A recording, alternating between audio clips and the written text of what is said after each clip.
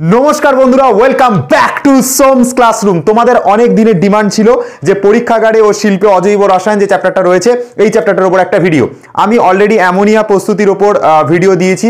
অ্যামোনিয়াকে কিভাবে শুষ্ক করা হয়, অ্যামোনিয়ার ভৌত ধর্ম এবং অ্যামোনিয়ার উপর নানান ইম্পর্টেন্ট ইনফরমেশন ইম্পর্টেন্ট প্রশ্ন তার উপর যা ভিডিও হয় সেটা আমি দিয়েছি। পার্ট 1 আশা করি তোমরা দেখে নিয়েছো। তোমরা এখন যে পার্টটা দেখছো সেটা হচ্ছে পার্ট নাম্বার 2। এই পার্ট নাম্বার 2 তে আমরা কি নিয়ে আলোচনা করব, অ্যামোনিয়ার সবথেকে ইম্পর্টেন্ট যে জায়গাটা ধরে পরীক্ষাতে বারবার প্রশ্ন আসে, টেস্ট পেপার তোলপাড় করে রাখা জায়গা, টেস্ট পেপার তোলপাড় করে রাখা প্রশ্ন, যে জায়গাটা অ্যামোনিয়ার শিল্প প্রস্তুতি বা হেবার পদ্ধতি খুব ইম্পর্টেন্ট। আমি তোমাদেরকে ডিটেলসে বিক্রিয়াটা বোঝাবো এবং অনেক ডিটেলসে জিনিসটা তোমাদেরকে করাবো। ভিডিওটা একদম শেষ পর্যন্ত দেখবে এবং যারা চাও আমাদের নোটস পারচেস করতে আমাদের স্ক্রিনে দেওয়া নাম্বারে মেসেজ করে হোয়াটসঅ্যাপে মেসেজ করে আমাদের কাছ থেকে নোট পারচেস করতে পারো। তার মধ্যে সমস্ত রকম টেস্ট পেপারের প্রশ্ন, তারপরে হচ্ছে তোমাদের মাধ্যমিকের প্রিভিয়াস ইয়ার আসা প্রশ্ন সমস্ত কিছু সলভ করে দেওয়া আছে। ফলে নোটটা যদি তুমি টোটাল ডিটেলসে পড়ো এবং যে চ্যাপ্টারটা পড়াবে তার উপর যদি টেস্ট পেপার সলভ করো, তোমার কিন্তু কোনো জায়গা আটকানোর কথা নয়। ঠিক আছে, আগের বছরও লাস্ট ইয়ারেও আমাদের কোচিং সেন্টার থেকে সেম নোটস ফলো করেই 95% ওপর মার্কস পেয়েছে। অনেক স্টুডেন্ট আছে এরকম, অনেকেই পেয়েছে। তো যাই হোক, চলো এবার আমি কথা বাড়াবো না, ডাইরেক্ট টপিকে চলে আসি। স্টার্ট করছি হচ্ছে অ্যামোনিয়ার শিল্প প্রস্তুতি। দেখো এটাকে বলা হয় অ্যামোনিয়ার শিল্প প্রস্তুতি। পরীক্ষার প্রশ্নটা 2-3 রকম ভাবে আসতে পারে। পরীক্ষায় যদি প্রশ্ন আসে অ্যামোনিয়ার শিল্প প্রস্তুতি কোনটা, তাহলে তোমাকে এই হেবার পদ্ধতি লিখতে হবে। যদি বলে যে অ্যামোনিয়ার হেবার পদ্ধতি সম্পর্কে লেখো, তাহলে সেই হেবার পদ্ধতি লিখতে হবে। যদি হেবার বস পদ্ধতি বলে, হেবার বস পদ্ধতি, তাহলে তোমাকে এইটাই লিখতে হবে। তো দেখো হেবার বস পদ্ধতিটা কি বলছে, আগে মূল নীতিটা দেখো ভালো করে। বলছে 450 থেকে 550 ডিগ্রি সেন্টিগ্রেড উষ্ণতায় 200 থেকে 250 এটিএম চাপে 200 থেকে 250 এটিএম চাপে আয়রন অনুঘটকের উপস্থিতিতে, দেখো ওয়ার্ডটা ভালো করে ফোকাস করো, অনুঘটক কি না হবে, আয়রন অনুঘটক। আয়রন অনুঘটকের উপস্থিতিতে মলিবডেনাম বা Al2O3 বা K2O এই উদ্দীপকের উপস্থিতিতে বিশুদ্ধ ও শুষ্ক নাইট্রোজেন ও হাইড্রোজেন গ্যাস 1:3 অনুপাতে মিশিয়ে অ্যামোনিয়া গ্যাস উৎপন্ন করা হয়। টোটাল রিয়াকশনটা কিভাবে করা হয় সব আমি ডিটেলসে বলবো। তার আগে যেটা বলা ছিল মূলনীতিটা, এটা টোটালটা খাতার মধ্যে সুন্দর করে লিখবে, যেভাবে আমি লিখে দিয়েছি প্রপারলি ঠিক এইভাবে লিখবে। তোমাদের বইতে কিন্তু এত সুন্দরভাবে মূলনীতিটাকে লেখা নেই, আমি যেভাবে লিখেছি একদম প্রপারলি ঠিকঠাকভাবে সেম টু সেম ভাবে এই জায়গাটায় যা বলা হয়েছে পুরোপুরি জিনিসটাকে লেখো। এবার দেখো আমি তোমাদেরকে সরাসরি বিক্রিয়াতে আসছি এবং তোমরা টপিকটাকে ক্লিয়ারলি বুঝতে পারবে। দেখো আমরা কি তৈরি করতে যাচ্ছি, আমরা তৈরি করতে চলেছি অ্যামোনিয়া NH3। তাহলে একটা জিনিস ভালো করে বোঝো, আমরা যদি তৈরি করতে চাই অ্যামোনিয়া NH3, অ্যামোনিয়া তৈরি হয় কোন কোন জিনিস দিয়ে? তৈরি হয় হচ্ছে নাইট্রোজেন আর হাইড্রোজেন মিলে। কোন কোন গ্যাস মিলে তৈরি হয়? দেখো নাইট্রোজেন আর হাইড্রোজেন এই দুটো মিলেই অ্যামোনিয়া তৈরি হয়। তাহলে অ্যামোনিয়ার রিয়াকশন যখন আমাদেরকে বলা হবে, আমরা সবসময় বুঝবো যে এখানে দুটো জিনিস রিয়াকশন করবে, একটা হচ্ছে নাইট্রোজেন, একটা হচ্ছে হাইড্রোজেন, দুটো পরস্পরের সাথে রিয়াকশন করে যেটা আমরা পাবো সেটাই আমাদের অ্যামোনিয়া। এবং এই বিক্রিয়াটা হচ্ছে তাপ উৎপাদক বিক্রিয়া, অর্থাৎ এবং এই বিক্রিয়াতে তাপ উৎপাদিত হবে।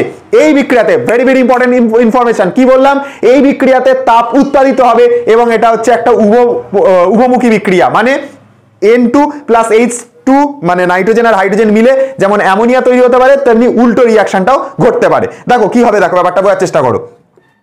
মনে করো এখানে রয়েছে নাইট্রোজেন, দেখো কি কি নিয়ে অ্যামোনিয়া তৈরি হয়, দেখো নাইট্রোজেন আর হাইড্রোজেন মিলে অ্যামোনিয়া তৈরি হয়। তাহলে রিয়াকশন করবার সময় আমরা নাইট্রোজেনের সাথে আমরা কার রিয়াকশন ঘটাবো? হাইড্রোজেনের রিয়াকশন ঘটাবো। তাহলে N2 প্লাস আমি নিলাম হচ্ছে H2, নাইট্রোজেন আর হাইড্রোজেনের রিয়াকশন ঘটালে কি তৈরি হবে?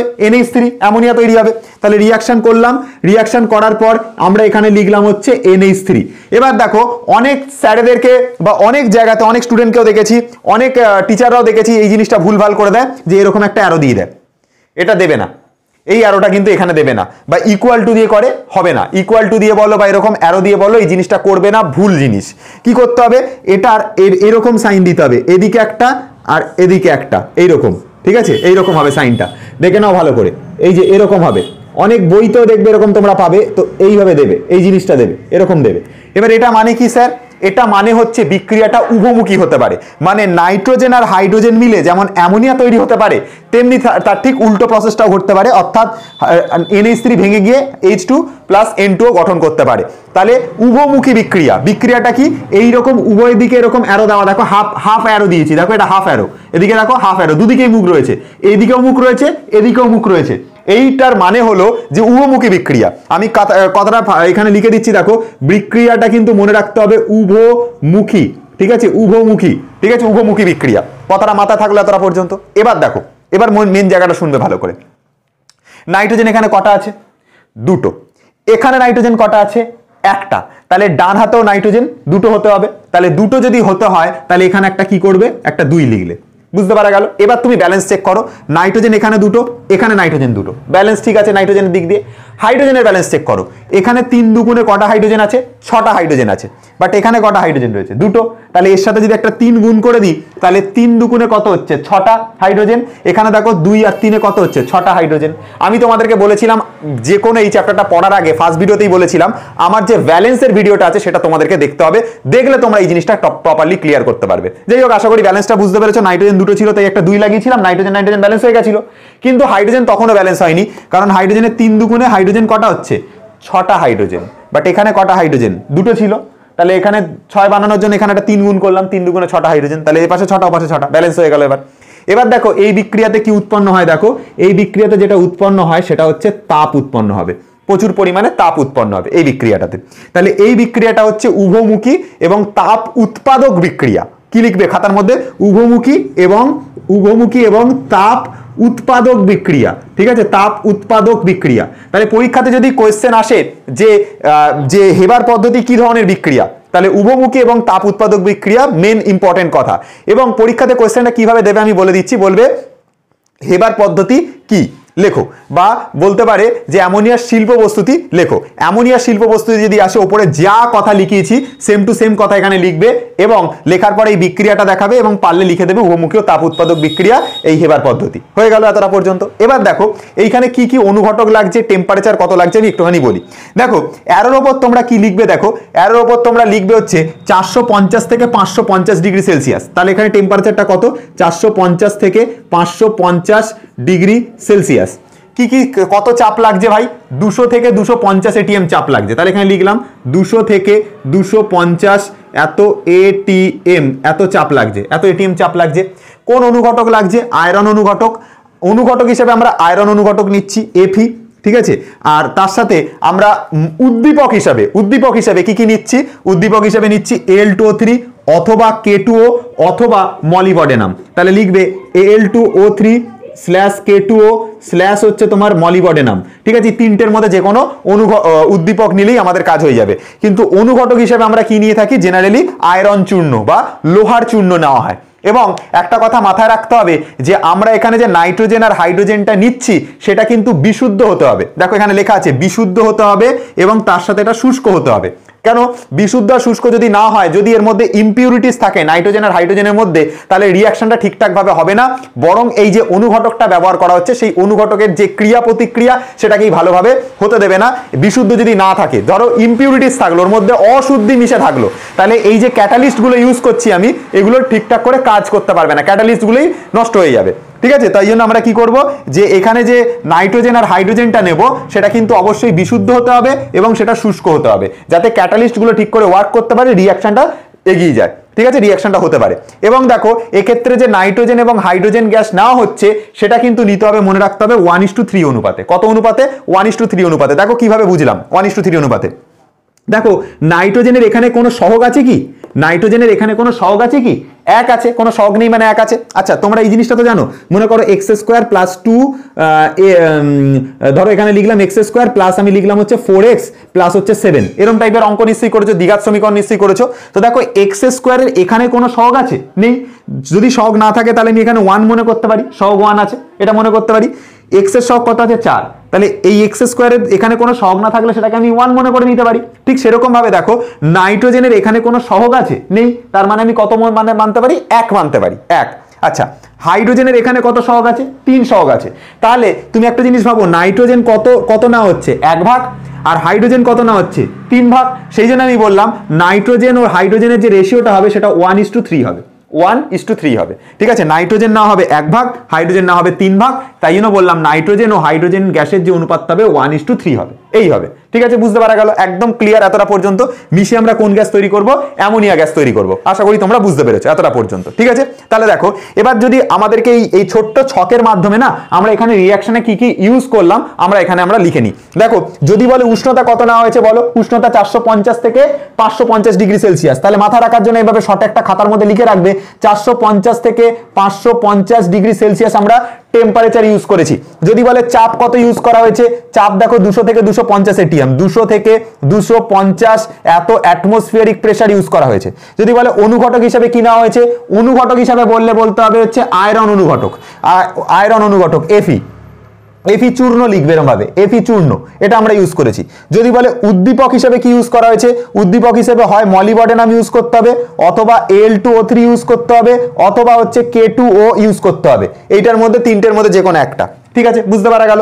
আচ্ছা, লাস্ট কি বলছে দেখো, বিক্রিয়ায় অংশগ্রহণকারী গ্যাস এবং তাদের অনুপাত। বিক্রিয়া কোন কোন গ্যাস অংশগ্রহণ করেছিল? দুটো গ্যাস অংশগ্রহণ করেছিল, নাইট্রোজেন এবং হাইড্রোজেন, দুটো গ্যাস অংশগ্রহণ করেছিল। তাহলে বিক্রিয়া অংশগ্রহণ করেছিল নাইট্রোজেন ইস টু হাইড্রোজেন। এদের রেশিও কত ছিল? এদের রেশিও ছিল হচ্ছে 1:3। এই রেশিওতে আমরা দুটো গ্যাস নিয়েছিলাম। এই ছকটা যদি খাতার মধ্যে করে রেখে দাও, তোমাকে কোনো এই যে এখানে উপরে যা লাইনটা লিখেছি এই লাইনটা তোমাকে আর মুখস্থ করতেই হবে না। জাস্ট এই ফরমেশনের ছকটা খালি একটুখানি খাতার মধ্যে দেখবে, এই ছকটা খালি খাতার মধ্যে দেখবে, এই পুরো ডিটেলসটা তোমার মাথার মধ্যে ঢুকে যাবে। আমি তোমাকে গ্যারেন্টি দিচ্ছি, তোমাকে এই এত কিছু মুখস্থ করতেই হবে না। তুমি জাস্ট খালি এই ছকটা খালি খাতার মধ্যে লিখে নাও যে 400 থেকে 450 থেকে 550 ডিগ্রি সেলসিয়াস টেম্পারেচারে 200 এটিএম চাপে তোমার হচ্ছে আয়রন অথবা মলিবডেনাম অথবা Al2O3 অথবা K2O অনুঘটক, K2 উদ্দীপকের উপস্থিতিতে আমরা নাইট্রোজেন এবং হাইড্রোজেন, বিশুদ্ধ নাইট্রোজেন এবং হাইড্রোজেন গ্যাসকে মিশিয়ে, বিশুদ্ধ শুষ্ক নাইট্রোজেন এবং হাইড্রোজেন গ্যাসকে মিশিয়ে আমরা অ্যামোনিয়া তৈরি করে থাকি। এই অ্যামোনিয়া তৈরি করার যে প্রক্রিয়া, এটাকে আমরা হেবার প্রক্রিয়া নামে জানি, অথবা এটাকে আমরা অ্যামোনিয়া শিল্প প্রস্তুতি নামে জানি। এবং তার সঙ্গে একটা কথা বলতে হবে যে এই প্রক্রিয়াতে কি উৎপন্ন হয়? তাপ উৎপন্ন হয়, এবং এই প্রক্রিয়াটা হচ্ছে একটা রিভার্সিবল প্রক্রিয়া, অর্থাৎ এটা হচ্ছে একটা উভমুখী বিক্রিয়া। তাহলে এই হচ্ছে তোমাদের টোটাল প্রসেস। লাস্ট টাইম আমি বলে দিচ্ছি, ভালো করে শুনে নাও। 400 থেকে 550 ডিগ্রি সেলসিয়াস টেম্পারেচারে 200 এটিএম চাপে আয়রন অনুঘটকের উপস্থিতিতে মলিবডেনাম বা Al2O3 অথবা হচ্ছে K2O অনুঘটকের K2O উদ্দীপকের উপস্থিতিতে বিশুদ্ধ শুষ্ক নাইট্রোজেন গ্যাস 1:3 অনুপাতে মিশিয়ে আমরা অ্যামোনিয়া গ্যাস উৎপন্ন করে থাকি। এবং এই বিক্রিয়াটা হচ্ছে একটা উভমুখী বিক্রিয়া, এবং দেখো তাপ উৎপন্ন হচ্ছে, তাহলে তাপ উৎপাদক বিক্রিয়া। ঠিক আছে, আশা করি তোমাদের কাছে রিঅ্যাকশনটা ক্লিয়ার হয়েছে। এই ছকটা যদি তোমরা খাতার মধ্যে একটা ভালো করে লিখে নাও, তাহলে তোমাদের কাছে জিনিসটা টোটালি ক্লিয়ার হয়ে যাবে। যাই হোক, আমি এখন যেটা পড়ালাম, আমি সেম টু সেম জিনিসটাকে আমি একটুখানি তোমাদেরকে এবার বোঝাচ্ছি যে শিল্প প্রস্তুতিতে কিভাবে অ্যামোনিয়াটাকে তৈরি করা হয়। তার জন্য আমি যেভাবে এঁকে ডায়াগ্রাম, এঁকে ব্লক ডায়াগ্রাম এঁকে আমি বোঝাবো, তোমরা যদি ভালো করে জিনিসটা দেখো তোমাদের কাছে জিনিসটা ক্লিয়ার হয়ে যাবে। নিশ্চয়ই এটা বুঝতে পেরেছো যে নাইট্রোজেন কেন 1 ভাগ আর হাইড্রোজেন কেন 3 ভাগ নেওয়া হচ্ছে, কনসেপ্টটা নিশ্চয়ই বোঝা গেছে। আচ্ছা, জাস্ট তোমাকে এই কয়েকটা জিনিস খালি মনে রাখতে হবে, কত চাপ, কত তাপ, আর হচ্ছে তোমার কি, আর হচ্ছে তোমার কোন অনুঘটক না হলো আর কোন হচ্ছে উদ্দীপক না হলো। অনুঘটকের যদি কথা বলে তাহলে ফেরাস হবে, অর্থাৎ লৌহচূর্ণ হবে। যদি তোমাকে বলা হয় যে কোন উদ্দীপকের কথা, তাহলে Al2O3 K2O বা মলিবডেনাম উদ্দীপক হবে। এইটা হচ্ছে মেন কথা। আর কি তৈরি করা হলো? অ্যামোনিয়া তৈরি করা হলো। দেখো অ্যামোনিয়ার মধ্যে কি ছিল? নাইট্রোজেন আর হাইড্রোজেন ছিল। ওই জন্য রিঅ্যাকশন করবার সময় আমরা নাইট্রোজেন আর হাইড্রোজেনের মধ্যেই আমরা রিঅ্যাকশন করেছিলাম, এবং যে মানে যা পাচ্ছিলাম সেটা অ্যামোনিয়ার সাথে এক্সট্রা ফ্রিতে একটা তাপ পাচ্ছিলাম। তাহলে এই হচ্ছে টোটাল প্রসিডিওর, যা যা আমি বললাম সবকিছু আশা করি মাথার মধ্যে ঢুকেছে। এবার কিভাবে তৈরি করা হয় সেটা আমি দেখো পুরো প্রসেসটা বোঝাবো, যাতে তোমাদের কাছে জিনিসটা ক্লিয়ার হয়ে যায়। চলো এবার প্রসেসটা দেখা যাক। দেখো এবার এই জিনিসটা কিভাবে হয় সেটা আমি একদম পিকচার এঁকে তোমাদেরকে ক্লিয়ার করবার চেষ্টা করছি। ফার্স্টে মনে করো এইটা একটা তোমার হচ্ছে পাইপ মতন রয়েছে, আর এইটা একটা তোমার কাছে পাইপ মতো রয়েছে। ঠিক আছে, এবার এই দুটো পাইপের মধ্যে দিয়ে এক প্রকার গ্যাস যাবে। দেখো ব্যাপারটা ভালো করে বোঝার চেষ্টা করবে। এখানে একটা এরকম পাইপ মতো রয়েছে, ঠিক আছে, এতটা পর্যন্ত বুঝতে পারা গেল। এখানে আমরা কি করব, একটা কম্প্রেসার লাগাবো, এভাবে একটা কম্প্রেসার ইউজ করব, এখানে একটা কম্প্রেসার ইউজ করব, এই হচ্ছে কম্প্রেসার ইউজ করলাম। ঠিক আছে, এটাকে বলা হয় হচ্ছে কম্প্রেসার। ঠিক আছে, তোমার হচ্ছে নাইট্রোজেন আর হাইড্রোজেন নামে দুটো গ্যাস এখানটাতে কি আসবে, এসে প্রবেশ করবে, দুটো গ্যাস এসে প্রবেশ করবে। এবার দুটো গ্যাস প্রবেশ করার ফলে কি হবে, এখান থেকে সেই গ্যাসগুলো যখন পাস করবে তখন এই কম্প্রেসারটা কি করবে, ওটাকে চাপ দিয়ে কি করবে, গ্যাসের চাপ, গ্যাসটাকে কিছুটা পরিমাণে সংকুচিত করবে। দেখো কি হয়, ঘটনাটা বলি একটুখানি ভালো করে বোঝার চেষ্টা করো। মনে করো এইখান থেকে একটা গ্যাস ঢুকছে, মনে করো নাইট্রোজেন গ্যাস, এখান থেকে একটা গ্যাস ঢুকছে, মনে করো হচ্ছে হাইড্রোজেন গ্যাস। ঠিক আছে, তাহলে দুটো গ্যাস আসলো, এখান থেকে হাইড্রোজেন গ্যাস আসছে এখান থেকে এখানে ঢোকা শুরু করলো, এখান থেকে নাইট্রোজেন গ্যাস আসছে, নামছে। ঠিক আছে, এদিকে যাওয়া শুরু করলো, তাহলে নাইট্রোজেন গ্যাস আর হাইড্রোজেন গ্যাসের মধ্যে প্রবেশ করা শুরু করলো। এখানে রয়েছে কি, এখানে রয়েছে কম্প্রেসার। কম্প্রেসার কি করবে, গ্যাসটাকে কম্প্রেস করবে। আচ্ছা, কম্প্রেস করার পর কি হবে, দেখো এখানটাতে একটা বিক্রিয়ক বা একটা রিয়াকশন হওয়ার জন্য একটা চেম্বার থাকবে, রিয়াকশন হওয়ার জন্য একটা চেম্বার থাকবে, রিয়াকশন চেম্বার বলা হয় এটাকে। ঠিক আছে, এই যে রিয়াকশন চেম্বার, দেখো রিয়াকশন চেম্বারটা ঠিক এরকম একটা জায়গাতে থাকবে, এরকম রিয়াকশন একটা চেম্বার থাকবে, এইভাবে একটা রিয়াকশন চেম্বার তৈরি হবে। ঠিক আছে, এবার দেখো এই যে রিয়াকশন যে চেম্বারটা তৈরি হলো এটাকে বলা হয় হচ্ছে বিক্রিয়ক চেম্বার, মানে বিক্রিয়া এখানটাতে মধ্যে হবে। দেখো এবার দেখো এখানটাতে কি হয়, দেখো আমি তোমাকে বলি, এই অ্যামোনিয়া তৈরি করবার সময় এর মধ্যে প্রথমত এই যে চেম্বারটা থাকছে এর মধ্যে কি ঘটনাটা ঘটবে ভালো করে মন দিয়ে শুনবে, ব্যাপারটা বোঝার চেষ্টা করো।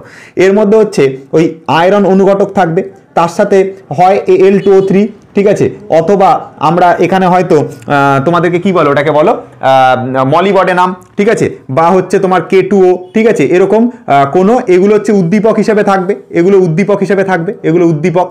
ঠিক আছে, এগুলো উদ্দীপক হিসেবে এই চেম্বারটার মধ্যে থাকবে। আর তার সাথে অনুঘটক হিসাবে আমরা কি নেব, অনুঘটক হিসাবে আমরা আয়রনটাকে নেব। তাহলে ব্যাপারটা বুঝতে পারা গেল কি বললাম। তাহলে এটা হচ্ছে কম্প্রেসার বা হচ্ছে তোমার হচ্ছে পাম্প টাইপের, যার মধ্যে কি হবে, এই গ্যাসগুলো হচ্ছে সংকুচিত হবে, গ্যাসগুলোর আয়তনটা কমে যাবে। এবং এই যে পাত্রটা নিয়েছি এর মধ্যে দিয়ে কি কোন গ্যাসগুলো যাবে বলো তো, এর মধ্যে দিয়ে নাইট্রোজেন আর হাইড্রোজেন গ্যাসগুলো এর মধ্যে দিয়ে যাওয়ার চেষ্টা করবে। এর মধ্যে কি আছে, এই যে ব্লু কালি দিয়ে আমি আঁকছি, এর মধ্যে কি রয়েছে, এর মধ্যে দু প্রকারের গ্যাস রয়েছে, একটা হচ্ছে নাইট্রোজেন আর একটা হচ্ছে হাইড্রোজেন, এটার মধ্যে দিয়ে যাবে। ঠিক আছে, এই চেম্বারটার মধ্যে দিয়ে যাবে। এই যে জায়গাটা, এটাকে আমরা বলে থাকি হচ্ছে বিক্রিয়া প্রকোষ্ঠ। ঠিক আছে, বিক্রিয়া, ঠিক আছে, এটাকে বলা হয় বিক্রিয়া প্রকোষ্ঠ। আর একটা ইম্পর্টেন্ট কথা, এইখানে যখন যে কম্প্রেসারটা, এইখানে ওই যে 200 ATM চাপ লাগবে, একটু আগে বললাম না, আমি বললাম না, মনে আছে তো, যে 200 ATM চাপ লাগবে, 200 ATM চাপ লাগবে। ওই 200 ATM চাপটা যেখানটাতে হয়ে যাবে সেটা হচ্ছে এই কম্প্রেসারটার মধ্যে, কম্প্রেসারটার মধ্যে গ্যাসের চাপটাকে 200 ATM করা হবে। তাহলে এইটার মধ্যে যে গ্যাসের যে চাপটা, এই চাপটাকে এখানে 200 ATM করা হবে।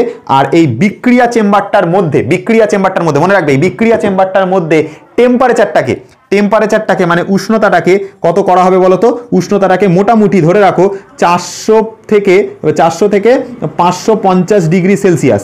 এই যে টেম্পারেচারটা, এইটাই বিক্রিয়া প্রকোষ্ঠের মধ্যে করা হবে। তাহলে কি বললাম, ব্যাপারটা ভালো করে বোঝো।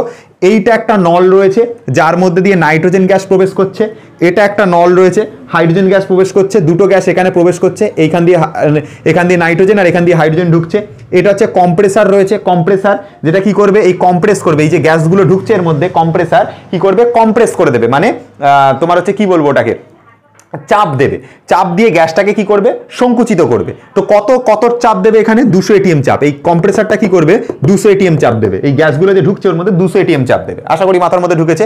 এবার এই গ্যাসগুলো তো আবার কোথায় চলে যাবে, বিক্রিয়া প্রকোষ্ঠের মধ্যে চলে যাবে, যেটাকে আমরা বলে থাকি রিয়াকশন চেম্বার। এই যে বিক্রিয়া প্রকোষ্ঠের মধ্যে চলে যাবে। বিক্রিয়া প্রকোষ্ঠের মধ্যে কি রাখা আছে, বিক্রিয়া প্রকোষ্ঠের মধ্যে দেখো এফি মানে হচ্ছে আয়রন অনুঘটক রাখা আছে, তার সাথে Al2O3, মলিবডেনাম, K2O, এই উদ্দীপকগুলো ব্যবহার করা হচ্ছে। এবং তার সাথে আর একটা কথা মনে রাখতে হবে, এই নাইট্রোজেন আর হাইড্রোজেন গ্যাসটা এর মধ্যে ঢুকলো এবং এখানে টেম্পারেচার হচ্ছে 400 থেকে 550 ডিগ্রি সেলসিয়াস, মানে এই বিক্রিয়া প্রকোষ্ঠের যে টেম্পারেচার সেটা হচ্ছে 400 থেকে 550 ডিগ্রি সেলসিয়াস, এই টেম্পারেচারটা এখানে থাকবে। ব্যাপারটা বুঝতে পারা গেল। এবার দেখো এইটা গিয়ে একটা কুলিং চেম্বারের মধ্যে এটাকে প্রবেশ করতে হবে। এটাকে একটা কোথায় প্রবেশ করবে, একটা কুলিং চেম্বারের মধ্যে প্রবেশ করবে। কুলিং চেম্বারটা বইতে বিভিন্ন রকম ভাবে এঁকেছে, আমি আমার মতন করে আঁকলাম, অনেকটা বইতে অনেক রকম ভাবে এঁকেছে, তুমি প্রসেসটা বোঝা নিয়ে তোমার কথা। দেখো কুলিং চেম্বারটা এরকম হবে, ধরো এই হচ্ছে তোমার কুলিং চেম্বার, ঠিক আছে, এই হচ্ছে কুলিং চেম্বার, ঠিক আছে, এই হচ্ছে কুলিং চেম্বার, এটা হচ্ছে কুলিং চেম্বার, ঠিক আছে, এর মধ্যে ঠান্ডা করা হবে, এটা হচ্ছে কুলিং চেম্বার, ঠিক আছে। এবার কি করা হয়, এই কুলিং চেম্বারের মধ্যে জেনারেলি ওয়াটার ইউজ করা হয়, ওয়াটার মানে জল ইউজ করা হয়। কোনো বইতে জল লেখে, কোনো বইতে লেখে যে ঠান্ডা করবার হচ্ছে ঠান্ডা করা হয়, এইভাবে লেখে। তো দেখো কুলিং চেম্বারটার মধ্যে কি করা হবে, দেখো এখানটাতে আমি ধরলাম এতটা পর্যন্ত হয়তো বা এতটা পর্যন্ত হয়তো জল রয়েছে, মনে করো এতটা পর্যন্ত হয়তো জল রয়েছে, আমি ধরে নিলাম। এবার এর মধ্যে যে গ্যাসটা ঢুকবে না, এর মধ্যে যে গ্যাসটা ঢুকছে দেখো এখানে কিন্তু অ্যামোনিয়া প্রস্তুত হয়ে গেছে। এখানে এই বিক্রিয়া প্রকোষ্ঠের মধ্যে 400 থেকে 550 ডিগ্রি সেলসিয়াস টেম্পারেচারে আয়রন অনুঘটকের উপস্থিতিতে, মলিবডেনাম K2O বা Al2 উদ্দীপকের উপস্থিতিতে নাইট্রোজেন আর হাইড্রোজেন গ্যাস মিলে এখানে অলরেডি NH3 তৈরি হয়ে গেছে। NH3 তৈরি করবার জন্য কত চাপ দেওয়া হয়েছিল? 200 ATM। তো 200 ATM চাপ দিয়ে NH3 এখানেই তৈরি হয়ে গেছে। তাহলে এইখান থেকে কি যাবে, এখান থেকে NH3 গ্যাসটা এর মধ্যে ঢোকার চেষ্টা করবে। আর এর মধ্যে কি আছে? এর মধ্যে ওয়াটার রয়েছে। ওয়াটার কি করবে, এর মধ্যে থাকা NH3 এর সাথে, জেনে রাখবে একটা জিনিস আমি তোমাদেরকে বলি, এই প্রক্রিয়াতে যে NH3টা তৈরি হবে সেটা 10 থেকে 12% হয়। কত পার্সেন্ট? 10 থেকে 12% NH3 তৈরি হয় এই চেম্বারটার মধ্যে। তাহলে NH3 সাথে কিন্তু শুধুমাত্র NH3 নেই, NH3 সাথে নাইট্রোজেন এবং হাইড্রোজেন গ্যাসও মিশে আছে। কি বললাম কথাটা? নাইট্রোজেন এবং হাইড্রোজেন গ্যাসও মিশে আছে এর মধ্যে। তাহলে আমার কথাটা শোনো এবার ভালো করে। তাহলে এইখানে যে গ্যাসটা ঢুকছে, এর মধ্যে যে গ্যাসটা ঢুকছে এর মধ্যে NH3 তো আছেই, তার সাথে নাইট্রোজেন মিশে আছে, হাইড্রোজেন মিশে আছে, ঠিক আছে। তাহলে এই পাত্রটার মধ্যে, মানে এই যে কুলিং চেম্বারটার মধ্যে যেটা ঢুকছে তার মধ্যে কি মিশে আছে? অ্যামোনিয়া মিশে আছে, N2 মিশে আছে, H2 মিশে আছে, মানে অ্যামোনিয়া, নাইট্রোজেন আর হাইড্রোজেন তিনটে জিনিস মিশে আছে। ঘটনাটা হলো এর মধ্যে যেটা নাইট্রোজেন আর হাইড্রোজেন এরা জলে অতটা দ্রবীভূত নয়। জলে দ্রবীভূত কে হয়? অ্যামোনিয়াটা জলের মধ্যে দ্রবীভূত হয়ে যাবে, অ্যামোনিয়া জলের মধ্যে দ্রবীভূত হয়ে যাবে। আর N2H2 এরা জলের মধ্যে দ্রবীভূত হবে না। তাহলে এরা কি করবে? এদের এখানে একটা ইউজ করা হবে, এখানে একটা পাম্প ইউজ করা হবে, এখানে একটা কি ইউজ করা হবে? পাম্প, ঠিক আছে, পাম্প ইউজ করা হবে, ঠিক আছে। এই পাম্পটা কি করবে ভালো করে শুনবে। অ্যামোনিয়াটা জলের মধ্যে দ্রবীভূত হয়ে গেল, এর সাথে কি গ্যাস মিশেছিল? নাইট্রোজেন আর হাইড্রোজেন। ওই নাইট্রোজেন আর হাইড্রোজেন গ্যাসটা এই পাম্পের মধ্যে ঢুকে যাবে। পাম্পের প্রেসারের দ্বারা ওই নাইট্রোজেন আর হাইড্রোজেন গ্যাসটা, নাইট্রোজেন অ্যান্ড হাইড্রোজেন, এই নাইট্রোজেন আর হাইড্রোজেন গ্যাসটা এই পাম্পের মধ্যে ঢুকে যাবে, এই পাম্পের মধ্যে ঢুকে যাবে। কিন্তু অ্যামোনিয়া গ্যাস তো জলে দ্রবীভূত হয় ভাই, আর এই পাত্রটার মধ্যে জল রাখা ছিল, তাহলে কি হবে? জলের জন্য অ্যামোনিয়া গ্যাসটা এর মধ্যে দ্রবীভূত হয়ে যাবে, মানে ডুবে যাবে, এর মধ্যে জলের মধ্যে দ্রবীভূত হয়ে গেল। কিন্তু কোন গ্যাসগুলো? নাইট্রোজেন আর হাইড্রোজেন গ্যাসগুলো এই পাম্পের কুলিং চেম্বারের মধ্যে ডুববে না। তাহলে ওরা কি করবে? ওরা পাম্পের জন্য, পাম্প কি করবে? এই নাইট্রোজেন হাইড্রোজেন গ্যাসটাকে টেনে নেবে নিজের দিকে। তাহলে পাম্পের জন্য এই নাইট্রোজেন আর হাইড্রোজেন গ্যাসটা এই পাম্পের মধ্যে দিয়ে এটা যাওয়ার চেষ্টা করবে।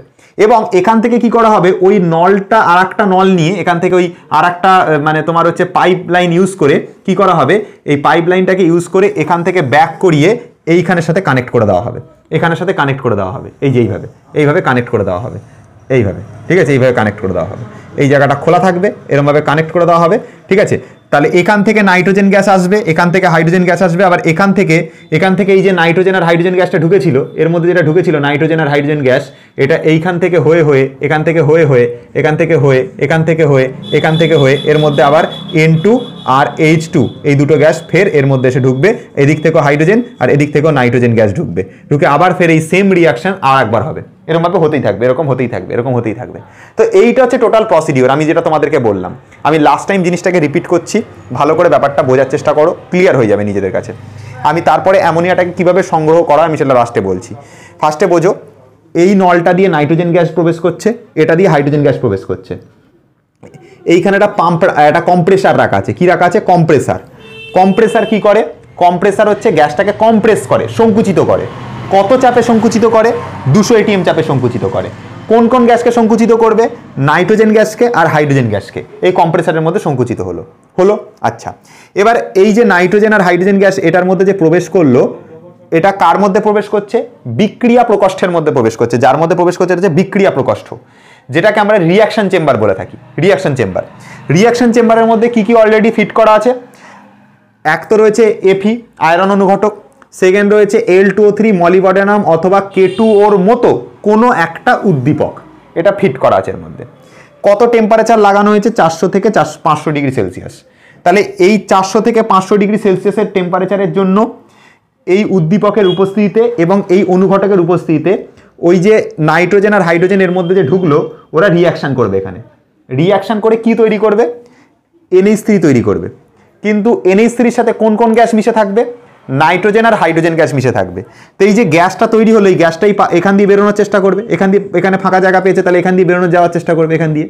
কিন্তু এই পাত্রটাকে কি পাত্র দেখো, এটা হচ্ছে কুলিং চেম্বার, মানে এখানে ঠান্ডা করা হবে।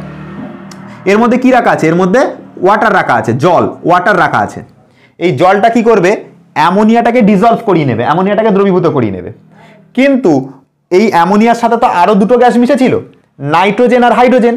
ওরা এইটার মধ্যে ডুববে না, কারণ ওরা দ্রবীভূত নয় জলের মধ্যে। তাহলে ওরা কি করবে, ওরা এই জায়গা দিয়ে ফাঁকা পাবে, এখান দিয়ে নাইট্রোজেন আর হাইড্রোজেন ঢুকে যাবে। এইখানে পাম্প থাকবে, একই দেখতে পাবে গ্যাসটাকে টেনে নেবে পাম্প, এই নাইট্রোজেন আর হাইড্রোজেন গ্যাসটাকে টেনে নেবে পাম্প, আর অ্যামোনিয়া ডুবে যাবে, জলের মধ্যে দ্রবীভূত হয়ে যাবে। বুঝতে পারা গেল? তাহলে এই যে নাইট্রোজেন আর হাইড্রোজেন এর মধ্যে এলো, নাইট্রোজেন আর হাইড্রোজেন এলো, এটাই এখানে ফাঁকা পেয়ে এখান দিয়ে গ্যাস হয়ে এখান থেকে যাওয়া শুরু করবে। এখানে এই যে পাইপটা করা আছে, এখান থেকে হয়ে এদিক থেকে হয়ে এইটার মধ্যে আবার এসে ঢুকে যাবে। বুঝতে পারা গেল? তো আবার ফের একই রিয়াকশন, এখানে কম্প্রেসারের দ্বারা এই N2H2 যেটা এক্সট্রা বাঁচলো সেটা আবার এখান থেকে ফের একই প্রক্রিয়াতে বারবার সাইকেলে এই প্রক্রিয়াটা চলতে থাকবে। তো এইটা হচ্ছে ওভারঅল প্রসেস, এইভাবে তোমার অ্যামোনিয়া তৈরি করা হয়। আশা করি এতদিন পর্যন্ত এই কনসেপ্টগুলো ক্লিয়ার ছিল না, কিভাবে প্রপারলি অ্যামোনিয়া তৈরি করা হয় সেটা তোমরা জানতে না। ঠিক আছে, তো এখন নিশ্চয়ই তোমাদের কাছে বুঝতে পারা গেল, কনসেপ্টটা ক্লিয়ার হলো, কিভাবে হচ্ছে না হচ্ছে জিনিসটা বুঝতে পারলে। তাহলে এই জলের মধ্যে এখন কি ডুবে আছে বলো তো, NH3 ডুবে আছে, অ্যামোনিয়া ডুবে আছে। তাহলে আমরা জলের মধ্যে অ্যামোনিয়াকে পাচ্ছি, এই অ্যামোনিয়াকে বলা হয় তরল অ্যামোনিয়া। আমরা তরল আকারে পাচ্ছি, তো তরলের মধ্যে অ্যামোনিয়া পাচ্ছি, জলের মধ্যে অ্যামোনিয়া পাচ্ছি, তাহলে এই অ্যামোনিয়াকে বলা হয় তরল অ্যামোনিয়া। এবার এইটাকে কি করা হয় দেখো, এইখানটা তুমি কুলিং চেম্বারের লেখাটা মুছে দিচ্ছি, তোমরা এখানে লিখবে কুলিং চেম্বার বা অ্যারো দিয়ে লিখে নেবে কুলিং চেম্বার, লিখে নেবে মানে। এবার এইখানে কি করা হয়, একটুখানি একটা নল মতন সিস্টেম এরকম করা হয়, এবং এখানে কি করা হয়, কোন একটা পাত্রের মধ্যে ওই যে তরল অ্যামোনিয়াটাকে এই পাত্রের মধ্যে কি করা হয়, এর মধ্যে সংগ্রহ করা হয়। তাহলে এই জায়গাটাতে একটা ছিদ্র মতো বা একটা নল মতন করা হলো, এর মধ্যে কি করা হলো, এই যে NH3 যুক্ত যে অ্যামোনিয়া, তরল অ্যামোনিয়া, এটাকে এই পাত্রের মধ্যে কি করা হলো, রাখা হলো। তাহলে এইটাই হচ্ছে ব্যাপার, আর কিছু না, পাত্রটার মধ্যে রাখা হলো, এই হচ্ছে ঘটনা, আর তো কিছু না। তো এই হচ্ছে টোটাল, এইভাবে পাত্রের মধ্যে আমরা তরল অ্যামোনিয়াটাকে সংগ্রহ করে থাকি। তো এই হচ্ছে টোটাল প্রসিডিওর, ভালো করে একবার দেখে নাও। কোনো জায়গাতে কোনো কনফিউশন থাকলে, ডাউট থাকলে কমেন্ট সেকশনে বলো, আমি দরকার হলে আর কিভাবে বোঝাবো ভাই, একবার ব্যাক করে দেখো, দেখলে আশা করি বুঝতে পারবে। আমার মনে হয় যেভাবে বলেছি তুমি যদি ভালো করে শোনো বুঝতে পারবে জিনিসটা। তো এই হচ্ছে টোটাল ওভারঅল প্রসিডিওর, ঘটে আশা করি ঢুকেছে জিনিসটা। তাহলে এই হচ্ছে অ্যামোনিয়ার প্রস্তুতি, হেবার পদ্ধতি, শিল্প প্রস্তুতির পুরো ডিটেলসে তোমাদেরকে পড়ালাম। 27 মিনিট হয়ে গেল শুধু একটা প্রস্তুতি বোঝাতে গিয়ে, ঠিক আছে। তো এই জন্যই আমাদের সোমস ক্লাসরুমের ক্লাসগুলো একটু ডিটেলস হয়, বড় হয়। অনেকে বলে স্যার বিশাল বড় বড় ভিডিও হচ্ছে, কিছু করার নেই, ডিটেলস এরকম বুঝতে হলে কীভাবে অ্যাকচুয়াল প্রসিডিওরটা বুঝতে হলে এটা হবে। তো এই টোটাল জিনিসটা তুমি খাতার মধ্যে পিকচারটা সুন্দর করে ফ্রেশ করে আঁকবে, আমার মতো নোংরা করবে না, ঠিক আছে। আমি তো বোঝাচ্ছিলাম বলে বারবার দাগাতে নোংরা হয়ে গেছে। যাই হোক, তাহলে এই ছিল অ্যামোনিয়ার প্রস্তুতি। এবার আসি অ্যামোনিয়ার যে ব্যবহার, এই যে অ্যামোনিয়া তৈরি করলাম, অ্যামোনিয়াটা আমার কী কাজে লাগে, অ্যামোনিয়ার ব্যবহার কি, খাতার মধ্যে হেডিং লাগাবো অ্যামোনিয়ার ব্যবহার বলে। এখন আমি যেটা দেখবো সেটা হচ্ছে অ্যামোনিয়ার ব্যবহার কি। আমরা যে এত কষ্ট করে অ্যামোনিয়া তৈরি করে যাচ্ছি, আগের ভিডিওতে অ্যামোনিয়া তৈরি করলাম, এই ভিডিওতে ফের অ্যামোনিয়া তৈরি করলাম, তার ইউজটা কি আছে, কি কাজে ব্যবহার করা হয় দেখো, একটুখানি ভালো করে দেখে নাও। এটা তোমাদের জাস্ট খালি মনে রাখতে হবে, আর কিছু না, ঠিক আছে। অ্যামোনিয়া তৈরির যে মেন যে ব্যাপার সেটা হচ্ছে সার প্রস্তুতিতে। দেখো, অ্যামোনিয়া দিয়ে আমরা দু ধরনের সার তৈরি করতে পারি, একটা হচ্ছে অজৈব সার, একটা হচ্ছে জৈব সার। মনে রাখবে যে অজৈব সার, পরীক্ষাতে প্রশ্ন যদি আসে যে দুটি অজৈব সারের নাম লেখো, এরকম প্রশ্ন আসতে পারে, অথবা প্রশ্নটা এরকমও ঘুরিয়ে আসতে পারে যে অ্যামোনিয়ার দ্বারা যে দুটি অজৈব সার তৈরি করা হয় তার নাম লেখো। তাহলে সেটা লিখতে হবে হচ্ছে অ্যামোনিয়াম ফসফেট এবং অ্যামোনিয়াম নাইট্রেট। তাহলে অ্যামোনিয়াম ফসফেট আর অ্যামোনিয়াম নাইট্রেট এই দুটো সার তৈরি করা হয় অ্যামোনিয়া থেকে, ঠিক আছে। আচ্ছা, তারপর দেখো জৈব সার যদি বলা হয় তাহলে তার জন্য হবে ইউরিয়া, ঠিক আছে, ইউরিয়া হবে। ইউরিয়া আমরা এই সারটা আমরা কোথা থেকে তৈরি করি, অ্যামোনিয়া দিয়ে আমরা জৈব সার তৈরি করি। দুটো কথাই মাথা রাখতে হবে, অজৈব সারের কথা বললে অ্যামোনিয়াম ফসফেট, অ্যামোনিয়াম নাইট্রেট। জৈব সারের কথা বললে ইউরিয়া। জৈব সারের সংকেত কি, ইউরিয়ার সংকেত হচ্ছে CONH2, ঠিক আছে, হোল 2, এটা হচ্ছে ইউরিয়ার সংকেত, CONH2 হোল 2, এটা হচ্ছে ইউরিয়ার সংকেত। যাই হোক, আচ্ছা, এরপরে কিছুদিন পরে আমরা অসল্ট পদ্ধতি বলে একটা পদ্ধতি পড়বো, অসল্ট পদ্ধতি, যেটা দিয়ে HNO3 কে তৈরি করা হয়। তাহলে HNO3 তৈরি করবার সময় এই অসল্ট পদ্ধতিতে আমরা এই অ্যামোনিয়া দিয়ে আমরা অসল্ট পদ্ধতিতে দেখবে HNO3 প্রস্তুত করে থাকবো। আচ্ছা, তারপর দেখো সলভে পদ্ধতিতে সলভে পদ্ধতিতে আমরা Na2CO3 তৈরি করবার সময় Na2CO3 তৈরি করবার সময় আমরা এই অ্যামোনিয়া ব্যবহার করে থাকি। ঠিক আছে, আচ্ছা। তারপর দেখো পরীক্ষাগারে বিকারক হিসেবে আমরা অ্যামোনিয়া ব্যবহার করে থাকি, বিস্ফোরক দ্রব্য হিসেবে আমরা অ্যামোনিয়া ব্যবহার করে থাকি, ওষুধ তৈরিতে আমরা অ্যামোনিয়া ব্যবহার করে থাকি, কোল্ড স্টোরেজে, যেটা লেখা নেই এখানে, কোল্ড স্টোরেজে, ঠিক আছে, আমরা অ্যামোনিয়া ব্যবহার করে থাকি। ঠিক আছে, অ্যামোনিয়াম নাইট্রেট, বেকিং সোডা ইত্যাদি তৈরি করবার জন্য তোমার কিন্তু অ্যামোনিয়া প্রস্তুত মানে অ্যামোনিয়া ব্যবহার করা হয়। আশা করি বুঝতে পারা গেলে। রেয়ন, সিল্ক এগুলো তৈরির জন্য তোমার অ্যামোনিয়া ব্যবহার করা হয়। তাহলে এই ছিল মোটামুটি অ্যামোনিয়ার ব্যবহার। জাস্ট খালি একবার লিখে নাও, আমি শর্টে শর্টে লিখেছি জিনিসগুলোকে, তোমরা পূর্ণ বাক্যে কথাগুলোকে লিখবে, পারলে বইয়ের হেল্প নিয়ে লিখবে। মেন কথা হচ্ছে বোঝা। আশা করি বুঝতে পারা গেল যে এই জিনিসগুলো তৈরি করবার জন্য আমরা অ্যামোনিয়া ব্যবহার করে থাকি। পরীক্ষার জন্য এখানে সবথেকে ইম্পর্টেন্ট যে জায়গাটা, বলবে অজৈব সার বললেই দুটোর নাম লিখতে হবে, জৈব সার বললে ইউরিয়ার নাম লিখতে হবে। এই কথাটা মাথায় রেখে চলো, ঠিক আছে। আর অসল্ট পদ্ধতিতেও কিন্তু আমরা কদিন পরে পড়বো, দেখবে HNO3 যখন পড়াবো, অসল্ট পদ্ধতির ক্ষেত্রে কিন্তু HNO3 তৈরি করবার সময় অ্যামোনিয়া ব্যবহার করব। আবার Na2CO3 তৈরি করবার সময় আমরা সলভে পদ্ধতিতেও আমরা অ্যামোনিয়া ব্যবহার করব। তো এই হচ্ছে তোমাদের ব্যাপার, মোটামুটি আশা করি বুঝতে পারা গেল। এবার এখানে দেখো একটা জিনিস আমি পেলাম, ইউরিয়া, যেটা হচ্ছে জৈব সার। তো এইটার শিল্প প্রস্তুতি কি আছে সেটা পরীক্ষাতে প্রশ্ন আসে, শিল্প প্রস্তুতিটা আমরা পড়বো আর তার ইউরিয়ার ব্যবহার করব। ঠিক আছে, চলো দেখো। আচ্ছা, এবার আমরা তৈরি করব হচ্ছে ইউরিয়া। ইউরিয়া প্রস্তুতির জন্য আমি তোমাকে বলে রাখি, এখনো পর্যন্ত আমরা এই চ্যাপ্টারে যা যা পড়েছি, তোমরা যতই ভিডিও দেখে নাও, যতই বই পড়ো, এই চ্যাপ্টার কিছুতেই হতে চাইবে না। এই চ্যাপ্টার হওয়ার একটা উপায় আছে, আমি তোমাদেরকে বলছি, এটা শোনো ভালো করে। তোমরা যা পড়বে সেই পড়াটাকে না দেখে বারবার খাতার মধ্যে লিখতে হবে, বিশেষ করে রিয়াকশানগুলো। যতক্ষণ না এই চ্যাপ্টার তুমি বারবার না দেখে লিখছো, কম করে 4 থেকে 5 বার যতক্ষণ না লিখছো, ততক্ষণ পর্যন্ত এই টপিক কোনোদিন তুমি মাথার মধ্যে থাকবে না, ভুলে যাবে বারবার। তো এইটা পারবার নিয়ম হচ্ছে একটাই, বারবার না দেখে দেখে খাতার মধ্যে লেখা। যদি লেখো, লিখে লিখে অভ্যাস করো, তোমার 100% আমি গ্যারেন্টি দিয়ে বলতে পারি চ্যাপ্টার থেকে 8 নাম্বার থাকে, 8 নাম্বার তোমার পকেটে যাবে, এরকম পকেটে। ঠিক আছে, যাই হোক, এবার দেখো ইউরিয়া শিল্প প্রস্তুতি। ইউরিয়া শিল্প প্রস্তুত করবার জন্য যে চাপটা প্রয়োজন, সেই চাপ হচ্ছে 175 ATM। আর এর জন্য যে টেম্পারেচারের প্রয়োজন সেটা হচ্ছে 170 থেকে 190 এত ডিগ্রি সেলসিয়াস, এত টেম্পারেচারের প্রয়োজন হয়। ঠিক আছে, বুঝতে পারা গেল। বিক্রিয়ক গ্যাস হিসেবে আমরা কি ইউজ করব? ইউজ করব হচ্ছে কার্বন ডাইঅক্সাইড, আর ইউজ করব হচ্ছে তোমার অ্যামোনিয়া। ঠিক আছে, তাহলে আমরা কি ইউজ করব? কার্বন ডাইঅক্সাইড আর হচ্ছে অ্যামোনিয়া তৈরি করব, মানে মিক্সচার করব। তাহলে কার্বন ডাইঅক্সাইড নেব আর NH3 অ্যামোনিয়া নেব, এই দুটোকে মিক্সচার করে আমরা ইউরিয়া তৈরি করব। দেখো রিয়াকশনটা কীরকম হয়। তো ফার্স্টে আমরা CO নিলাম, আর তার সাথে হচ্ছে CO2 নিলাম, আর তার সাথে হচ্ছে NH3 নিলাম। এটার জন্য আমরা যেটা প্রথমে পাবো ফার্স্ট স্টেপে, সেটা হচ্ছে অ্যামোনিয়াম কার্বামেট পাবো।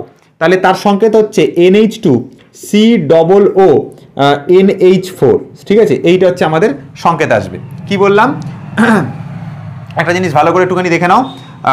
কার্বন ডাইঅক্সাইডের সঙ্গে যখন অ্যামোনিয়ার রিয়াকশন হবে, ফার্স্ট স্টেপে কি তৈরি হবে? অ্যামোনিয়াম কার্বামেট তৈরি হবে। এটা হচ্ছে অ্যামোনিয়াম কার্বামেট। ঠিক আছে, এবার এই অ্যামোনিয়াম কার্বামেট সেকেন্ড স্টেপে অ্যামোনিয়াম কার্বামেট কিছুক্ষণ পরেই এটা CONH2, ঠিক আছে, CONH2 অর্থাৎ ইউরিয়া, এটা ইউরিয়া তৈরি করে দেবে। ঠিক আছে, ইউরিয়া তৈরি করে দেবে। ঠিক আছে, বুঝতে পারা গেল তারা পর্যন্ত। আচ্ছা, এবার ব্যালেন্সটা করা যাক। দেখো কি রয়েছে এখানে, নাইট্রোজেন কটা রয়েছে? একটা দুটো নাইট্রোজেন রয়েছে, কিন্তু এখানে একটা নাইট্রোজেন রয়েছে। তাহলে এখানে একটা 2 দিয়ে গুণ করি, 2 দিয়ে গুণ করলে তাহলে নাইট্রোজেন ব্যালেন্স হয়ে যাবে। দেখা যাক, দুটো নাইট্রোজেন, এখানে দেখো দুটো নাইট্রোজেন। ঠিক আছে, হাইড্রোজেন কটা রয়েছে ভাই? হাইড্রোজেন রয়েছে 3 দুগুণে 6টা। আচ্ছা, এখানে দেখা যাক হাইড্রোজেন কটা রয়েছে? 4 আর 2 6টা। ঠিক আছে, ব্যালেন্স। আচ্ছা, কার্বন কটা রয়েছে? একটা, কার্বন একটা, অক্সিজেন দুটো। ঠিক আছে, ব্যালেন্স হয়ে রয়েছে। তাহলে এই হচ্ছে রিয়াকশন। তো এই হচ্ছে ওভারঅল রিয়াকশন। ঠিক আছে, তাহলে কি বললাম, কার্বন ডাইঅক্সাইডের সঙ্গে যখন অ্যামোনিয়ার রিয়াকশন ঘটানো হবে, তখন আমরা যেটা পাবো সেটা হচ্ছে অ্যামোনিয়াম কার্বামেট পাবো। এটার নাম হচ্ছে অ্যামোনিয়াম কার্বামেট। ঠিক আছে, এই জিনিসটা কিন্তু খুব ইম্পর্টেন্ট, মানে তোমরা এই ফার্স্ট স্টেপে এইটা লিখবে, অ্যামোনিয়াম কার্বামেট তৈরি হয়, এটা হচ্ছে তোমার ফার্স্ট স্টেপে তৈরি হবে। ঠিক আছে, আর ফার্স্ট স্টেপের পর সেকেন্ড স্টেপে আমরা CONH2 অর্থাৎ ইউরিয়া পাবো। এবং এটা মনে রাখতে হবে, চাপ হবে এর জন্য 175 ATM, উষ্ণতা হবে 170 থেকে 190 ডিগ্রি সেলসিয়াস, এবং কার্বন ডাইঅক্সাইড এবং অ্যামোনিয়ার বিক্রিয়ার ফলে তৈরি হবে। তাহলে আমি জাস্ট একবার ছোট্ট করে রিক্যাপ করে দিচ্ছি জিনিসটা, তোমরা কিভাবে পরীক্ষার হলে লিখবে বলে দিচ্ছি। লেখার পদ্ধতি হচ্ছে এইটা, যে 175 ATM চাপে 170 থেকে 190 ডিগ্রি সেলসিয়াস উষ্ণতায় কার্বন ডাইঅক্সাইড এবং অ্যামোনিয়ার বিক্রিয়ার ফলে প্রথম ধাপে বা ফার্স্ট স্টেপে অ্যামোনিয়াম কার্বামেট নামের এক ধরনের পদার্থ এক ধরনের পদার্থ উৎপন্ন হয়। ঠিক আছে, অ্যামোনিয়াম কার্বামেট উৎপন্ন হলো এবং সেকেন্ড স্টেপে এবং দ্বিতীয় ধাপে ওইটা কিছুক্ষণ পরে CONH2 অর্থাৎ ইউরিয়া উৎপন্ন করবে। তাহলে এই হচ্ছে ওভারঅল জিনিস যেটা তোমাদেরকে ইউরিয়া প্রস্তুতির জন্য ইউজ হয়। এবার দেখো ইউরিয়ার তোমার একটা খুব ইম্পর্ট্যান্ট একটা জায়গা আমি যেটা বলতে ভুলে গেলাম, সেটা হচ্ছে ইউরিয়ার ব্যবহার। আমি লিখছি না, তোমরা জাস্ট খাতার মধ্যে শুনে শুনে আমার কথাটা লিখবে। ইউরিয়ার ব্যবহার, ঠিক আছে, দেখো ইউরিয়ার ব্যবহার না অনেক হয়, তোমরা বই থেকেই পড়বে ম্যাক্সিমামটা। আমি তাও তোমাদেরকে দুটো তিনটে ইম্পর্টেন্ট ব্যবহার বলে দিচ্ছি।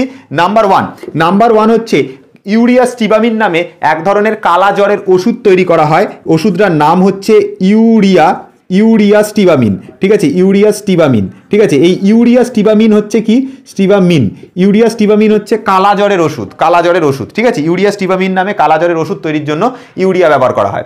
2 নাম্বারটা কি, 2 নাম্বার হচ্ছে তোমার সার তৈরিতে, ইউরিয়া সার। ঠিক আছে, সার তৈরিতে আমরা কি ইউজ করে থাকবো, আমরা ইউরিয়া ব্যবহার করে থাকবো। ঠিক আছে, বুঝতে পারা গেল। তাহলে ইউরিয়া স্টিবামিন নামে কালা জ্বরের ওষুধ তৈরিতে, সার তৈরিতে আমরা ইউরিয়া ব্যবহার করে থাকি। এটা ছাড়া এটার আর একটা ইউজ হচ্ছে রেয়ন বা সেলোফেনের যদি শিল্প প্রস্তুতি করতে চাও তাহলেও কি করা হয়, এই ইউরিয়াকে ইউজ করা হয় বা ইউরিয়াকে ব্যবহার করা হয়। তাহলে ইউরিয়ার যদি তোমাকে বলে যে ইউরিয়া শিল্প প্রস্তুতি কি, আমি যেভাবে মুখে বললাম শুনে শুনে খাতার মধ্যে লিখবে এবং এই কথাগুলো মাথায় রাখবে। চাপ কত লাগে, উষ্ণতা কত লাগে, বিক্রিয়ক গ্যাসগুলো কি কি নেওয়া হয়, রিয়াকশনটা হচ্ছে এটা ফার্স্ট স্টেপে এইটা তৈরি হবে, সেকেন্ড স্টেপে ইউরিয়া তৈরি হয়ে যাবে। তো এইটা হচ্ছে তোমার ওভারঅল রিয়াকশন, এতটা পর্যন্ত রিয়াকশন, আর হচ্ছে ব্যবহার হচ্ছে এইটা, আর হচ্ছে চাপ তাপ উষ্ণতা কত কি লাগে না লাগে বলে দিলাম। তাহলে এই হচ্ছে তোমাদের ওভারঅল একটা ইউরিয়ার ব্যবহার এবং ইউরিয়ার শিল্প প্রস্তুতি, অ্যামোনিয়ার ব্যবহার এবং অ্যামোনিয়ার শিল্প প্রস্তুতি আমি পড়ালাম। এবার দেখো এইখান থেকে একটা খুব ভাইটাল একটা এক্সপেরিমেন্ট আসে যেটাকে বলা হয় ফাউন্টেন এক্সপেরিমেন্ট বা অ্যামোনিয়ার ঝর্ণা পরীক্ষা। ঠিক আছে, অ্যামোনিয়ার ঝর্ণা পরীক্ষার দ্বারা আমরা কি প্রমাণ করে থাকি, অ্যামোনিয়ার ঝর্ণা পরীক্ষার দ্বারা প্রমাণ করে থাকি যে অ্যামোনিয়া হচ্ছে ক্ষারধর্মী পদার্থ এবং তার সঙ্গে আরেকটা প্রমাণ করে থাকি যে অ্যামোনিয়া জলের মধ্যে দ্রবীভূত হয়। আমি তোমাদেরকে আজকেই বলেছি যে অ্যামোনিয়া জলের মধ্যে দ্রবীভূত হয়, সেটার প্রমাণটা আমি এখনো দেখাইনি।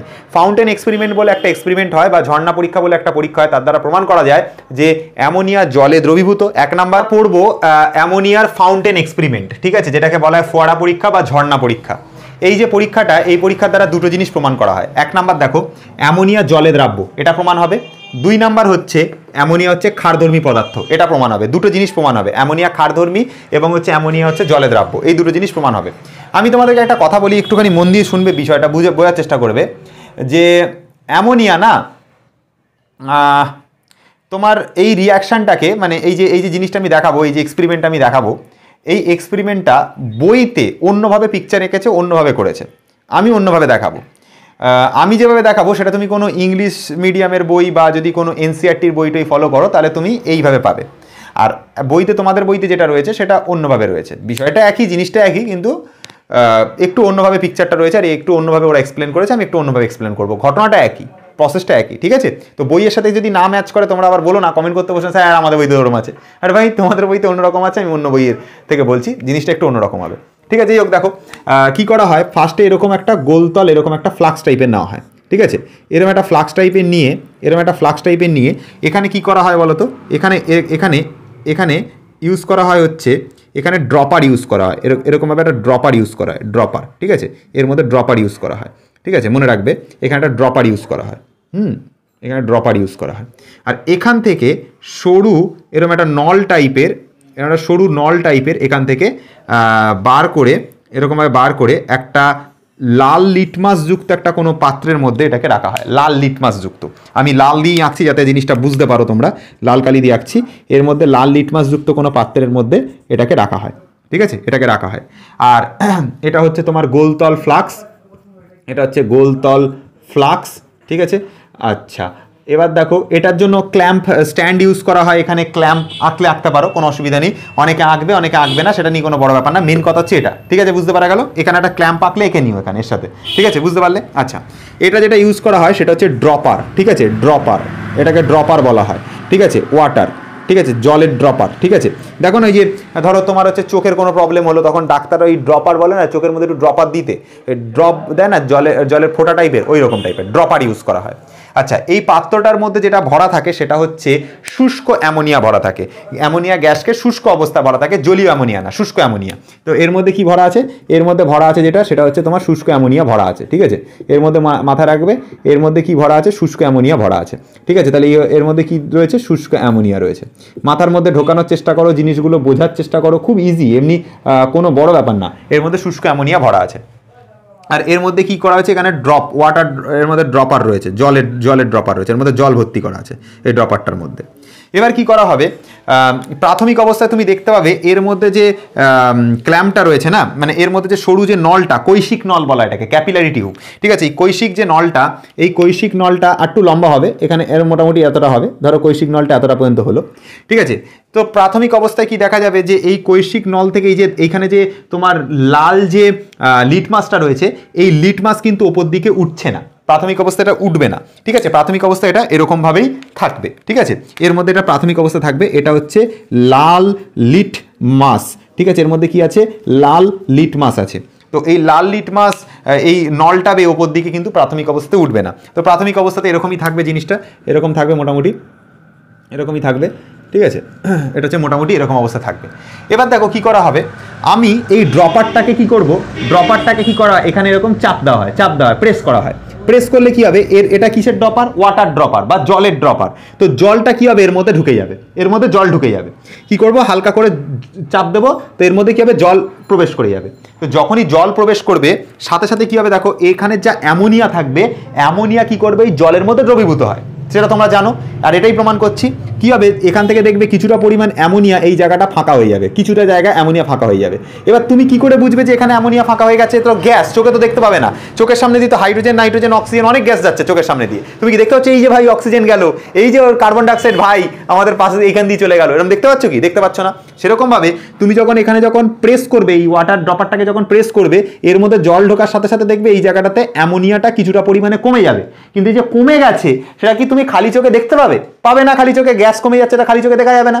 তাহলে কি করতে হবে? দেখো এখানে যখন গ্যাস কমে গেল, যখন তুমি দেখতে পাচ্ছ না, এটা একটা উপায় আছে বোঝার যে গ্যাস কমে গেছে। যখন দেখো এখানে গ্যাস কমে গেছে, এখানটাতে দেখবে চাপ কিন্তু কিছুটা পরিমাণে কমে যাবে, গ্যাসের চাপ কমে যাবে। আর এখানে বায়ুর চাপ কি হবে? এই তরলটার ওপর এখানে এরমভাবে বায়ুর চাপটা এরমভাবে পড়বে, এর ওপর তরলের ওপর এরম বায়ুর চাপটা পড়বে। আর এখানে চাপ কমে গেছে, ফলে কি হবে? এখানে থাকা যে লাল লিটমাসটা, এটাই কৈশিক নল বেয়ে আস্তে আস্তে আস্তে আস্তে এরকমভাবে ওপর দিকে উঠে আসবে। তাহলে দেখবে এখান থেকে কি হবে? এই কৈশিক নল বেয়ে এইখান থেকে এরকম লাল লিটমাসগুলো ওপর দিকে এরমভাবে উপর দিকে উঠে আসবে, উপর দিকে উঠে এলো। তাহলে যদি এখানে চাপ না কমতো, ভালো করে শোনো কথাটা, যদি এখানে চাপ না কমতো, বা এখানে যদি কিছুটা পরিমাণে অ্যামোনিয়া গ্যাস জলটার মধ্যে দ্রবীভূত না হতো, যদি জলের মধ্যে কিছুটা পরিমাণ অ্যামোনিয়া গ্যাস জলের মধ্যে দ্রবীভূত না হতো, তাহলে এখানে যদি ফ্রি স্পেসটা যদি ক্রিয়েট না হতো, তাহলে এখান থেকে নিশ্চয়ই লাল লিটমাসটা ওপর দিকে উঠতো না। নিশ্চয়ই এখানে ফাঁকা হয়ে গেছে জায়গাটা, এখানে চাপ কমে গেছে, চাপের তারতম্য ঘটেছে, ওপরের সাথে নিচের চাপের একটা তারতম্য ঘটেছে, চাপের নিশ্চয়ই ইমব্যালেন্স একটা চাপের ক্রিয়েট হয়েছে, এই জন্য এখান থেকে এখানে ওপর দিকে উঠে আসছে, চাপে নিশ্চয়ই তারতম্য ঘটেছে। ফলে এখানে কিছুটা পরিমাণে অ্যামোনিয়া গ্যাস এখান থেকে কি হয়েছে? জলের মধ্যে, এই যে জলের মধ্যে ডুবে গেছে, মানে জলের মধ্যে ডুবে ডিজলভ হয়ে গেছে, মানে দ্রবীভূত হয়ে গেছে। এখানে কিছু জায়গাটা ফাঁকা হয়ে গেছে, তাহলে এখান থেকে এই তরল যে লাল লিটমাসটা সেটা ওপর দিকে উঠে আসা শুরু করেছে। কিন্তু এখনো তো কিছু পরিমাণে অ্যামোনিয়া ওই পাত্রটার মধ্যে রয়ে গেছে, কিছুটা অ্যামোনিয়া রয়ে গেছে, সব তো আর জলের মধ্যে দ্রবীভূত হবে না, অল্প কিছু রয়ে যাবে। ওই যে অল্প কিছু অ্যামোনিয়া রয়ে গেল, ওই অ্যামোনিয়াটা কি করবে? দেখো এখান থেকে যে লাল লিটমাসটা উঠে আসলো না, এই লাল লিটমাসের সাথে রিয়াকশন করবে। তুমি জানো যে অ্যামোনিয়া যেহেতু ক্ষারধর্মী পদার্থ, ঠিক আছে? আর তোমরা এটা জানো তো যে কোনো ক্ষারধর্মী পদার্থ লাল লিটমাসকে নীল লিটমাসে পরিণত করে। লাল লিটমাসকে কিসে করে বলো তো? নীল লিটমাসে পরিণত করে। কে করে? ক্ষার থাকলে কি হবে? ক্ষার কি করে? লাল লিটমাসকে নীল লিটমাসে করে। আর নীল লিটমাসকে লাল লিটমাসে কারা করে? অ্যাসিডরা করে। এটা নিশ্চয়ই তোমাদের জানা উচিত, ক্লাস 9 থেকে পড়ে আসছো। লাল লিটমাসকে নীল লিটমাসে কারা করে? ক্ষাররা করে। ক্ষাররা কি করে? লাল লিটমাসকে নীল লিটমাসে রূপান্তরিত করে। তাহলে লাল লিটমাসকে নীল লিটমাসে কার রূপান্তরিত করে? ক্ষাররা। তাহলে এখান থেকে যে লাল লিটমাসগুলো যে উঠছিল উপর দিকে, এখনো তো কিছু পরিমাণ অ্যামোনিয়া রয়ে গেছে, এই যে কিছুটা পরিমাণ অ্যামোনিয়া রয়ে গেছে এখন এর মধ্যে। অ্যামোনিয়া ক্ষারধর্মী, তাহলে লাল লিটমাস যেটা উপরে উঠলো সেটাকে কিসে কনভার্ট করে দেবে? নীল লিটমাসে। তাহলে এখান থেকে তুমি দেখতে হবে এরকম নীল লিটমাস আকারে, নীল লিটমাসের এরকম ঝর্ণার মতো কিছু জিনিসগুলো এরকমভাবে ফোয়ারার মতো এরকমভাবে ছিটকে ছিটকে বাইরের দিকে এরকমভাবে পড়ছে, ঠিক আছে, এরকমভাবে পড়ছে। তাহলে এই যে নীল যে অ্যামোনিয়াটা ছিল, মানে নীল না, অ্যামোনিয়ার বর্ণহীন, তো অ্যামোনিয়া কি করলো, এখানে থাকে যে লাল লিটমাসটাকে নীল লিটমাসে পরিণত করে দিল। তাহলে নিশ্চয়ই বোঝা গেল যে অ্যামোনিয়া ক্ষারধর্মী, প্রমাণিত হয়ে গেল। আরে ভাই, যদি ক্ষারধর্মী না হতো তাহলে লাল লিটমাস যেটা এই টিউবে ওপর দিকে উঠে আসছে সেটা নীল লিটমাসে রূপান্তরিত হচ্ছে কি করে? নিশ্চয়ই অ্যামোনিয়া ক্ষারধর্মী, তাই জন্যই তো লালটাকে নীল লিটমাসে রূপান্তরিত করছে। ক্ষারের তো ধর্মই ওইটা যে লাল লিটমাসকে নীল লিটমাসে রূপান্তরিত করে। লিটমাসটা ওই কারণে নেওয়া আছে ইন্ডিকেটর হিসাবে, লিটমাস ইন্ডিকেটর ইন্ডিকেট করছে যে লাল লিটমাস নীল লিটমাসে রূপান্তরিত হচ্ছে। কি হলে? নিশ্চয়ই অ্যামোনিয়া ক্ষারধর্মী। অ্যামোনিয়া ক্ষারধর্মী বলেই তো এইখান থেকে যে লাল লিটমাসটা উপরে উঠলো সেটা ওই ছিটকে ছিটকে এপাশে ওপাশ পড়ছে। কারণটা কি? কারণ হচ্ছে অ্যামোনিয়া লাল লিটমাসকে নীল লিটমাসে রূপান্তরিত করে, যেহেতু অ্যামোনিয়া ক্ষারধর্মী, এটা বুঝতে পারা গেল। তাই জন্যই লাল লিটমাসটা এসে নীল লিটমাসে রূপান্তরিত হলো, এটা বুঝতে পারা গেল।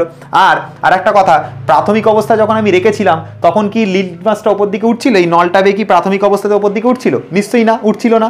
কখন উঠলো? যখন এই জায়গাতে কিছুটা অ্যামোনিয়া ফাঁকা হলো, এই জায়গাতে যখন কিছুটা ফ্রি স্পেস তৈরি হলো, তখন ওই লাল লিটমাসটা এরকমভাবে ওপর দিকে ওঠা শুরু করলো। নিশ্চয়ই তার মানে এখানে বায়ুর চাপ কম, এখানে বায়ুর চাপ বেশি, তাই জন্য এখান থেকে ওখানে গেল, ঠিক আছে, অর্থাৎ চাপের একটা তারতম্য ঘটেছে, সেই কারণে গেল। তো এটাই প্রমাণ করে যে নিশ্চয়ই কিছুটা পরিমাণে অ্যামোনিয়া এখানে দ্রবীভূত হয়ে গেছে জলের মধ্যে, অর্থাৎ অ্যামোনিয়া জলে দ্রাব্য, অর্থাৎ আমাদের এই ফার্স্ট কথাটা ঠিক। সেকেন্ড কথা হচ্ছে আমরা দেখতে পেলাম এখান থেকে লাল লিটমাস ওপরে উঠে আসলো, এসে সেটা নীল লিটমাসে কনভার্ট হয়ে যাচ্ছে। তার মানে নিশ্চয়ই অ্যামোনিয়া ক্ষারধর্মী, কারণ ক্ষারেরই একমাত্র ধর্ম আছে যে লাল লিটমাসকে নীল লিটমাসে করে, ব্যাস প্রমাণিত। এইটা হচ্ছে ফাউন্টেন এক্সপেরিমেন্ট বা হচ্ছে তোমার ফোয়ারা পরীক্ষা। তো আজকে মোটামুটি অ্যামোনিয়ার 90% কভার হয়ে গেল, আর একটুখানি বাকি আছে তোমাদের। এর পরের ক্লাসে 100% পুরো অ্যামোনিয়া শেষ হয়ে যাবে। এর পরের ক্লাসে আমি খুব তাড়াতাড়ি তোমাদেরকে দেওয়ার চেষ্টা করবো। এর পরের ক্লাসে কী হবে একটুখানি বলে দিই। দেখবে নেসলার বিকারক বলে একটা জায়গা আছে, সেটা পড়াবো, ঠিক আছে। লিকুইড অ্যামোনিয়া বা তরল অ্যামোনিয়া, তারপর দেখবে হচ্ছে লাইকার অ্যামোনিয়া টামোনিয়া, এইসব যে জিনিসগুলো আছে ওইগুলো একটু পড়াবো। আর হচ্ছে তোমার কোল্ড স্টোরেজ বলে একটা বিষয় আছে, সেটা একটু পড়াবো। আর হচ্ছে রাসায়নিক ধর্ম কয়েকটা যেগুলো ইম্পর্টেন্ট রাসায়নিক ধর্ম বলে দেবো, দিয়ে একটা ভিডিওর মধ্যে ওটা কভার করে দেবো, নিয়ে পরের যেটা রয়েছে সেটা আমরা স্টার্ট করে দেবো। সবাই খুব ভালো থেকো, ভিডিওটা ভালো লাগলে একটা লাইক করো, চ্যানেলটাকে সাবস্ক্রাইব করে আমাদের পাশে থেকো। সবাই খুব ভালো থেকো, ধন্যবাদ।